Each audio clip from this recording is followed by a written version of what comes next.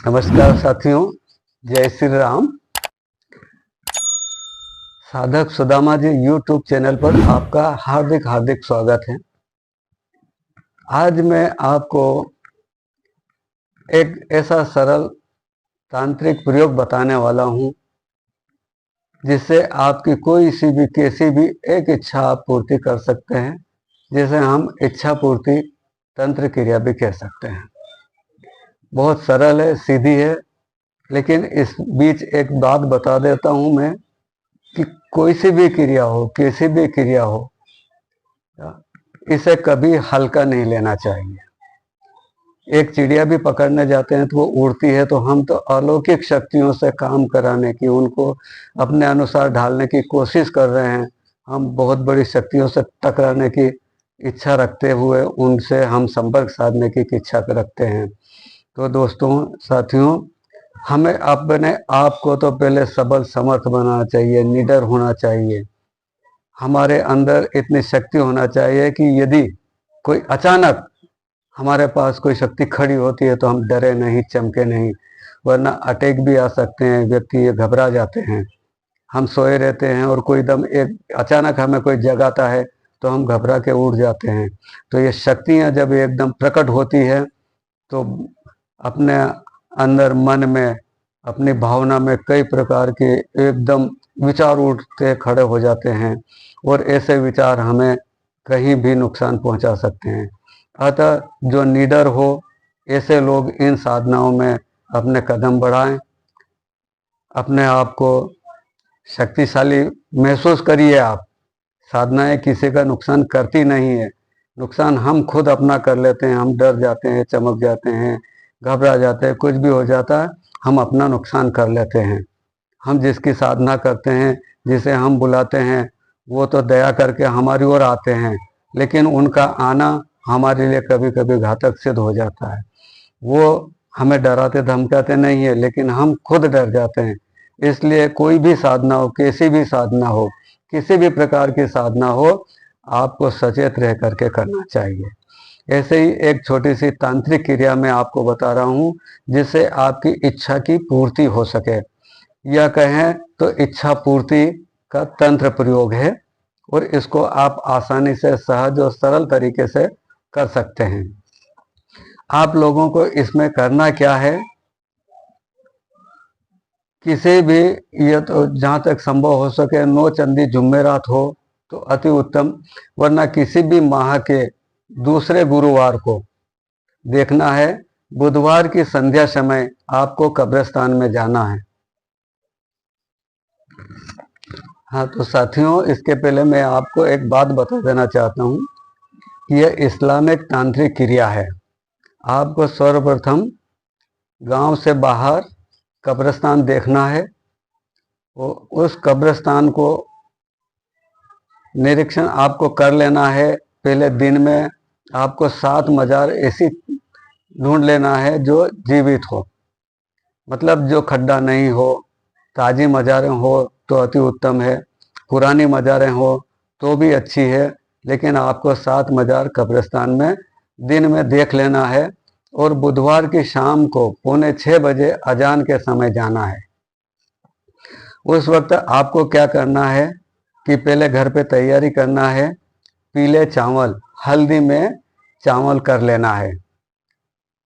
हल्दी गला करके चावलों पे छीट करके चावलों को पीले हल्दी से रंग लेना है।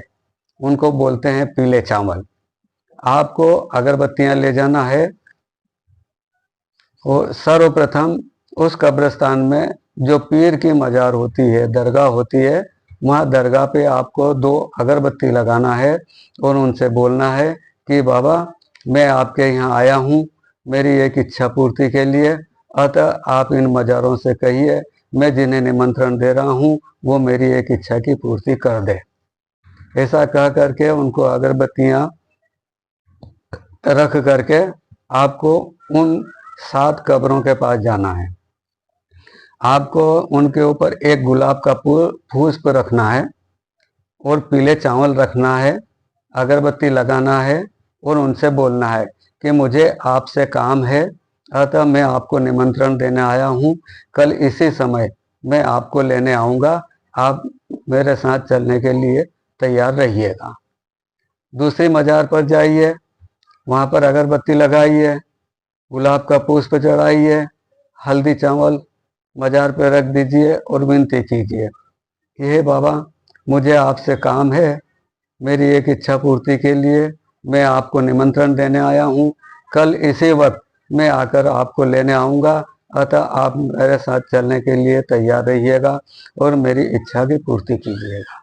इसी प्रकार आपको सातों मज़ारों को निमंत्रण देना है और अपने घर चले आना है।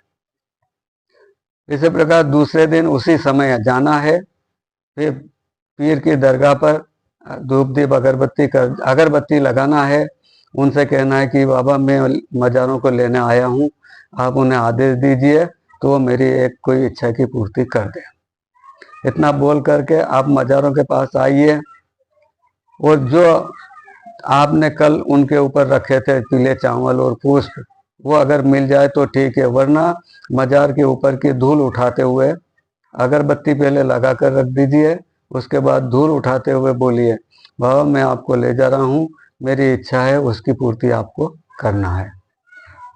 इसी प्रकार सातों मज़ार से धूल और पुष्प और चावल मिले तो उनको उठाकर अपने साथ घर तक लाना है।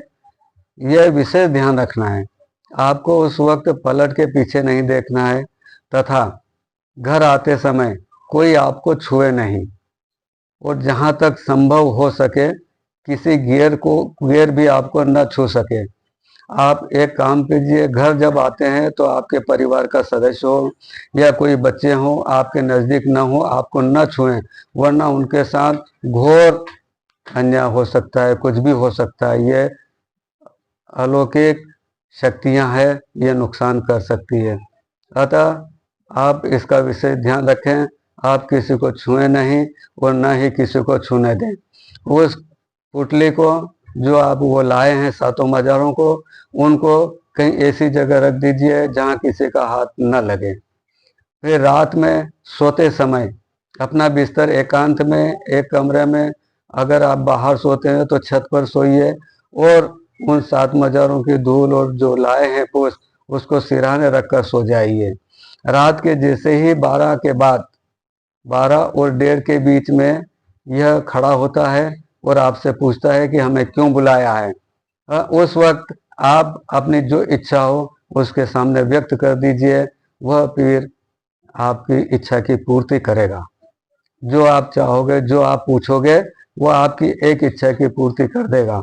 उसके बाद आप उठ जाइए, अगर पेन कलम लेके बैठे हैं तो जो बताया वो लिख लीजिए, और नहीं बता आप याद रख सकते हैं तो अच्छी बात है ना। कई बार ऐसा होता है कि हम भूल जाते हैं, अतः उसे लिखकर नोट कर लीजिए और उस पोटली को जो सिरहाने रखी थी उठाकर ऊंची जगह पर रख दीजिए। दूसरे दिन वापस उनको कब्रिस्तान में छोड़कर आइए और अपना काम कीजिए। नमस्कार, जय श्री राम।